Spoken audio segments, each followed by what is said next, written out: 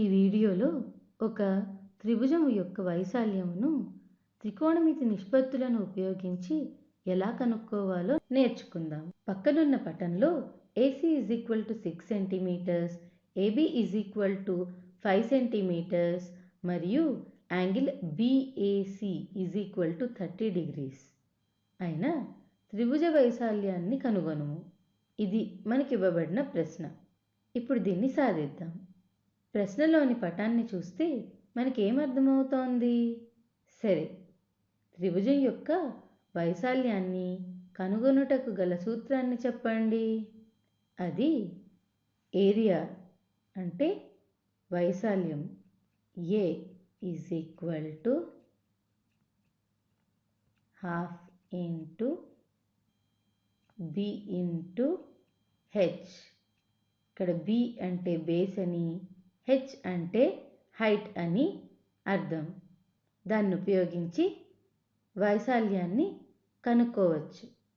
కానీ ఈ త్రిభుజం యొక్క బేస్ యొక్క కొలత 6 సెంటీమీటర్స్ అని పటంలో ఇచ్చారు.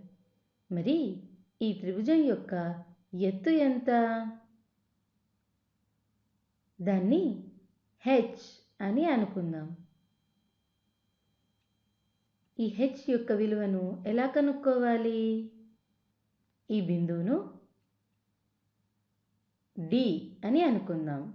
అయితే గమనించండి, ADB అన్నది ఒక లంబకోణం త్రిభుజం అయింది కదా. ఈ యాంగిల్ 30 degrees అంటే ఈ కోణానికి BD ఎదుటి భుజం అయింది. అలాగే AB కర్ణం అవుతుంది.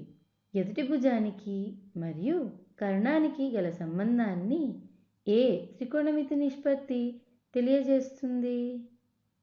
అది సైన్ కదా. కావున సైన్ ఆఫ్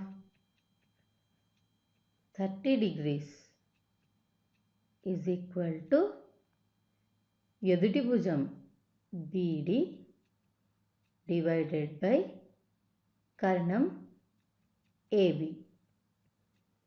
ఎదుటి భుజం BDని H అనుకున్నాము, డివైడెడ్ బై AB యొక్క కొలత 5 సెంటీమీటర్స్.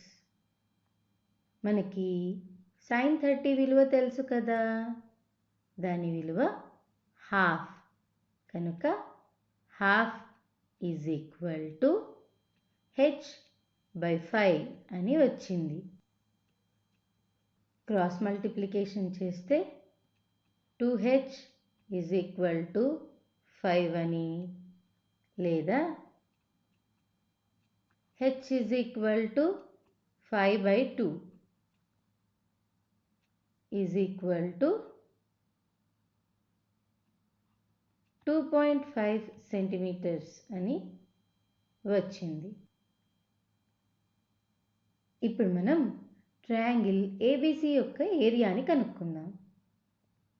ట్రయాంగిల్ ABCకి బేస్ 6 సెంటీమీటర్స్ అని, అలాగే height H is equal to 2.5 centimetres అని మనకి తెలుసు కదా. కాబట్టి ఇప్పుడు ఏరియాని కనుక్కుందాం. Half into 6 into 2.5 centimetres is equal to 2 3s 6.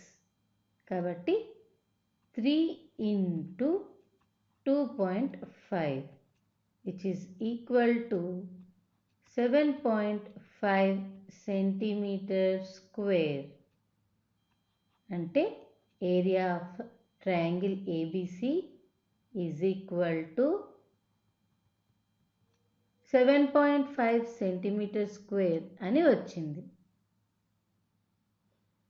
వచ్చే వీడియోలో ఎత్తులు మరియు దూరాలకు సంబంధించిన సమస్యల్లో రెండు లంబకోణ త్రిభుజాలు ఉంటే ఎలా సాధించాలో నేర్చుకుందాం.